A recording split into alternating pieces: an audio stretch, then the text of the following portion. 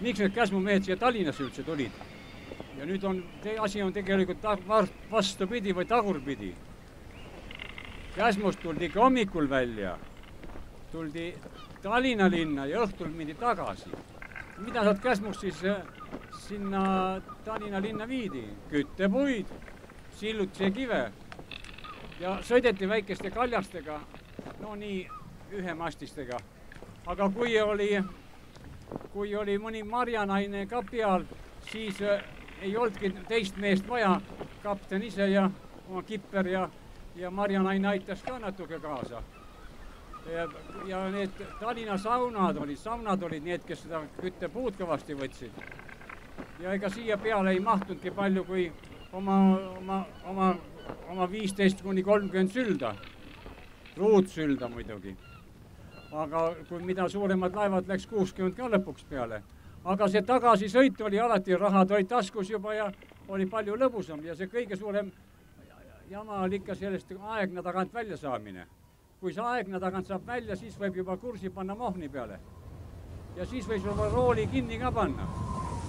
Panid rooli kinni ja laev sõitis vaikselt. Ja läksid ise selle marjaheidega sinna alla siis.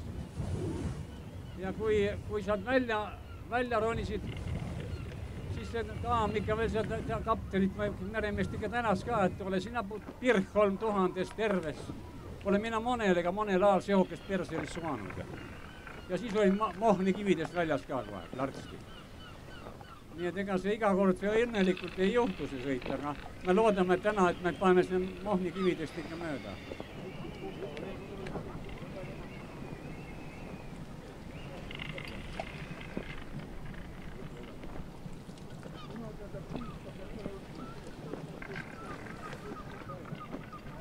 Pärispea ajaloost on üldse väga selliseid kummalisi seiku, et väga raske on nendes materjalides orienteeruda, sest et seal räägitakse väga tõsise näoga tõepoolest sellest, mida kirjutatakse Taani ürikutest, aga ka sellest, et näiteks Shakespeare sündis Pärispeal, et seal elas üks selline isesorti rahvas, kes armastas nagu, ma arvan, päris suure määral luuletada, aga minule isiklikult luule väga meeldib, nii et lugesin neid jutte huviga.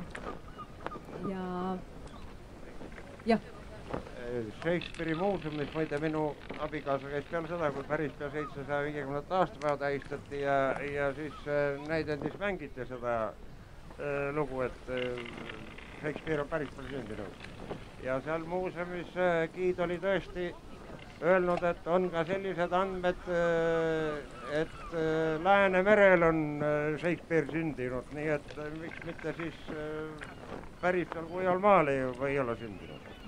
Jah, ma tegelikult täpsustan, et see legend räägibki sellest, et ta sündis Pärispea ranniku lähedal laevas ja siis selle tõttu selle küla elanikud omistasid selle au endale.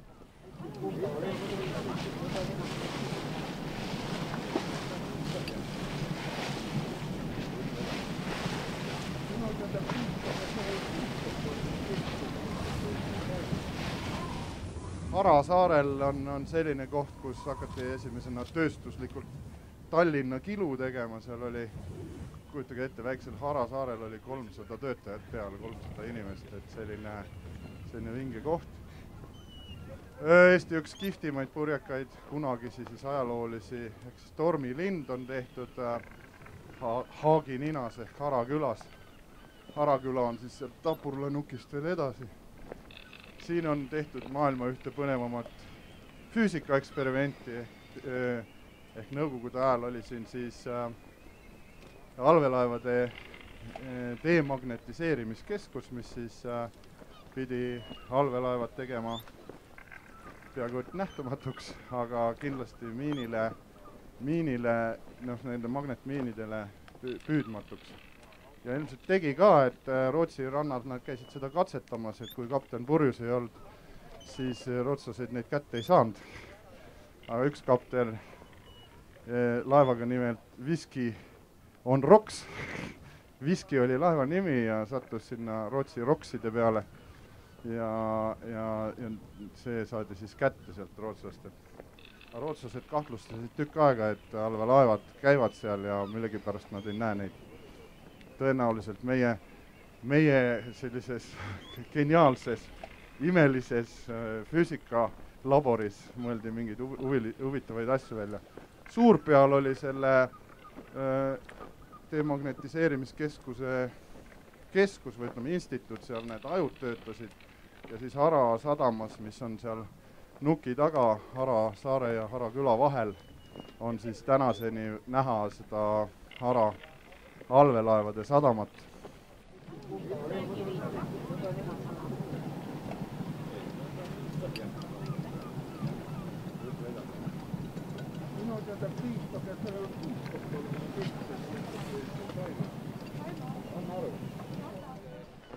Tere hommikust, see on küll eksprompt, mida ma praegu teen, aga see oli väga tore jutt praegu, mis oli, aga ma räägiksin hoopis täiesti kummalisel teemal, mida siin ei ole veel praegu puudutatud, kus me sõidame. Ja me sõidame, kõik vist teavad, mööda Soome lahte ja nüüd ma küsin üsna retooriliselt, mis asi on Soome laht.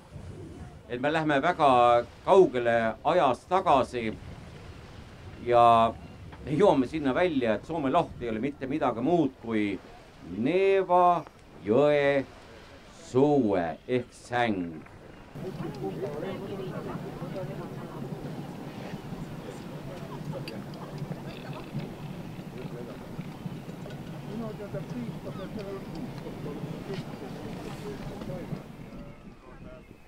Aga ühesõnaga 9 päeva oli seal jääsuppi sees aprilli alguses Rammusaare juures üks suur vaal ujus ja esimene on siis niimoodi kirjas, et esimene oli 12-aastane poiss Kalle Lambot, kes seda vaala nägi. Ja siis 20 meest 9 paadiga jahtisid seda vaala ikka mitu päeva, kui ta lõpuks kätte saadi. Noh, on veel teisi andmeid, et seal oli kuuliauk umbes, et nemad ei ole lasknud, aga eks alati on ikka mitu varianti on asjas. Aga nad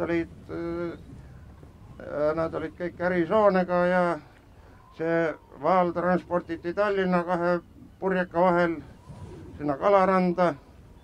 Noh, peaaegu sinna samasse, kust me nüüd eile sõitma hakkasime, õigemini seal linna oli koha peale. Ja seal demonstreeriti seda nädalad aega Tallinna rahvale. 3 kopikat oli lastil ja 5 kopikat täiskasvanutel ja terve linn oli vaatamas käinud ja seal meeletu varandus telliti.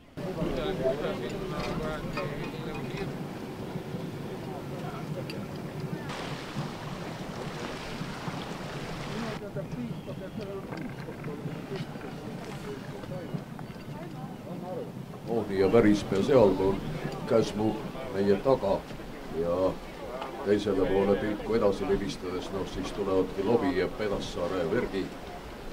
Ehk siis Virumaa poolne Lahemaa peaaegu täies ulatuses. Naft on veel puudu. Ja enne kui saame suure lageda Soome lahe peale välja, ennem siis ongi paras kiigata tagasi nendele meie väiksematele lahtjadele ja mõelda nende minevikust, enne kõike siis nende kuulsast laevanduse minevikust ja loomulikult laevaehitusest, mis nendes randades omal ajal suure hooga lahti läks. Ehk siis, kui esimesi laevu osteti veel soomlastelt, aga hiljem juba koos soomlastega ja pärast juba ilma soomlastetagi ehitati ise aina suuremaid ja uhkemaid ja moodsamaid purjelaevu. Ehk siis Põhja-Eesti ranniku peamine laevaehituse lõik on ju see, mis praegu meie ahtri taha jääb.